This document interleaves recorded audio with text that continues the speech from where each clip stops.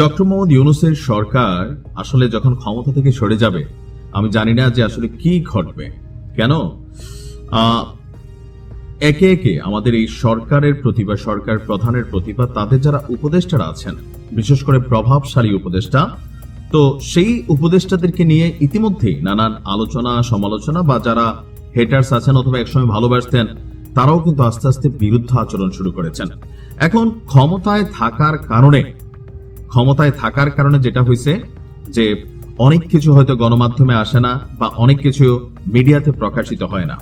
আবার ভেতরের গল্পগুলো যেগুলো আছে, যতই দিন দিন সম্পর্কের টানাপোড়েন ঘটছে, স্বার্থের টানাপোড়েন ঘটছে, সামনে কিন্তু বের হয়ে আসছে। আজকে নাহিদ ইসলাম যে বক্তব্য দিচ্ছেন, সেই বক্তব্যটা অনেকটা নিজের সাথে সাংঘর্ষিক বলে আমি মনে করি। কারণ নাহিদ ইসলামও তো এই সরকারেরই একজন উপদেষ্টা ছিলেন।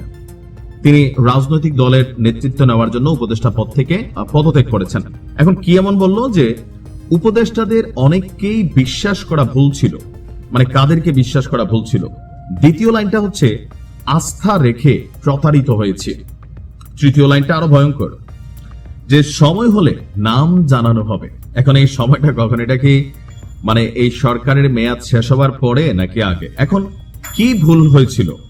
বিষয়টা এরকম হতে পারে যে এখন আমরা যদি দেখি প্রথম ধাপে যে উপদেষ্টারা কানেক্ট হয়েছেন, সেখানে বিএনপি এবং জামাতের একটা ম্যান্ডেট ছিল, তাদের মতাদর্শের একটা এখানে প্রভাব ছিল, অথবা অন্য প্রধান যে রাজনৈতিক দলগুলো আছে তাদের একটা মতাদর্শ ছিল।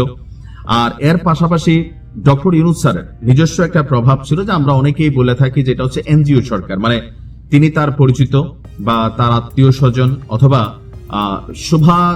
শুভানুধ্যায়ী যারা আছেন তাদেরকে এই সরকারের মধ্যে বিভিন্নভাবে কানেক্ট করেছিলেন।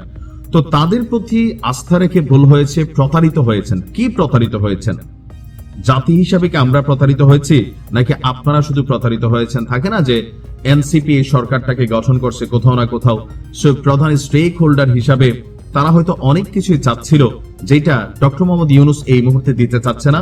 একসময় এনসিপি কে কিংস পার্টি বলা হতো, এখন কিন্তু এই শব্দটা মার্কেটে আর খুব বেশি নাই। কেন নাই? ইদানিং সময় এনসিপির সিদ্ধান্তগুলোকে আমরা দৃশ্যপটে যেটা মনে হচ্ছে সরকার ওইভাবে পাত্তা দিচ্ছে না। বিশেষ করে নির্বাচন নিয়ে দেখেন কোন রকম ভূমিকা সরকার মানে অনর কঠিন একটা অবস্থানে আছে। তার উপরে সংবিধান পরিবর্তনীয় খুবই অনর সিদ্ধান্ত আছে। মেজর আর একটা ইস্যু হচ্ছে রাষ্ট্রপতি ইস্যু নিয়ে, এখানে সরকার অনর আছে। আর আরো খুঁটিনাটি অনেক জিনিস যেগুলোতে আমরা দেখছি ডক্টর মোহাম্মদ ইউনূস তিনি স্ট্রেইট একটা অবস্থান নিয়েছেন। এনসিপি মনে করছে এই অবস্থানটা আসলে বিএনপির পক্ষে যাচ্ছে বা বিএনপি কে পজিটিভ ভাইব দিচ্ছে। এখন সময় হলে নাম জানানো হবে যে কোন উপদেষ্টারা বিশ্বাসঘাতকতা করেছেন, প্রতারিত করেছেন জাতিকে। তো এটা তো ভাই সাধারণ চারটিখানি কথা না। জাতি প্রতারিত হয়েছে, শুধু আপনারা নিশ্চয়ই প্রতারিত হওয়ার বিষয় না যে সময় হলে নাম জানাবেন। এখন এই সময়ের আগে কি তলে তলে আবার কোন সেটিংস এর বিষয় আছে যে থাকে না যে একটা চাপ দিলাম? বা নাহিদ ইসলাম যখন এই বক্তব্যটা বলতেছে, অনেক উপদেষ্টারই ঘুম হারাম হওয়ার কথা যে আল্লাহ রে, এবার তো আমার নামটা প্রকাশ হয়ে যাবে, বা জাতি যা দেখাইছে শেখ হাসিনার দৌড়ে এই দেশ থেকে বিদায় করে দিছে, আমাদের অবস্থা কি হবে? তা কি নেপালের মতন হবে নাকি ভুটানের মতন হবে? এরকম কিন্তু একটা ভয় পারসেপশন কাজ করে যেতে পারে। সেখান থেকে যে সময়টা আছে, এই সময়ের মধ্যে আবার তলে তলে অনেক কিছু হইতে পারে। এখন সব মিলিয়ে মূল বিষয়টা হচ্ছে নাহিদ ইসলামের এই বক্তব্যগুলো জাতির কাছে কি তার জন্য পজিটিভ? আমি মনে করি নেগেটিভ। কারণ আপনি যখন সরকারে ছিলেন তখন আপনি বলেন নাই, এখন আপনি একটা রাজনৈতিক দলকে লিড করতেছেন, এখন যখন বলবেন আবার ওই সরকারই, যে সরকার আপনাদেরই তৈরি করা, আপনারই বন্ধু স্বজন কাজ করতেছে, সেই সরকার নিয়ে সমালোচনাটা আপনাদের কাছে কতটুকু গ্রহণযোগ্য?